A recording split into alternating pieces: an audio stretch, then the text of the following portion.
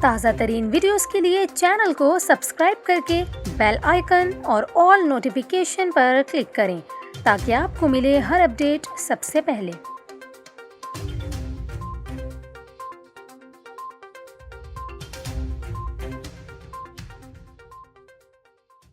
السلام علیکم، میں ہوں آپ کے ساتھ کومل خان اور آپ دیکھ رہے ہیں نیوز 24/7 اردو۔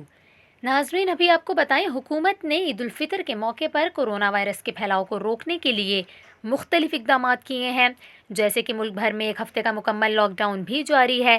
اس کے علاوہ مختلف شعبوں پر بھی پابندیاں عائد کی گئی ہیں، اور جیسے جیسے عید الفطر نزدیک آ رہی ہے، اب نماز عید کے اجتماعات کے لیے بھی حکومت کی جانب سے کورونا SOPs جاری کر دیے گئے ہیں۔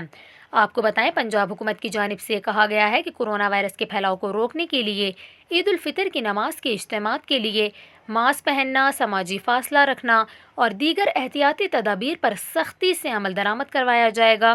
مساجد میں بچوں اور بزرگ افراد کے آنے پر پابندی ہوگی۔ مساجد کے باہر سینیٹائزرز گیٹ نصب ہوں گے۔ یہاں پر آپ کو یہ بھی بتائیں، عید پر گلے ملنے اور ہاتھ ملانے پر بھی پابندی ہوگی۔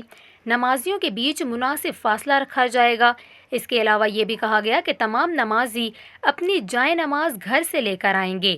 مساجد کے کولر سے پانی پینے پر بھی پابندی ہوگی۔ تمام لوگ پینے کا پانی گھر سے خود لے کر آئیں گے۔ یہاں پر آپ کو یہ بھی بتائیں، راجہ بشارت نے متعلقہ حکام کو ہدایت کی ہے کہ چاند رات اور عید کے موقع پر سیکیورٹی اور ٹریفک انتظامات سے متعلق پلان کو حتمی شکل دی جائے۔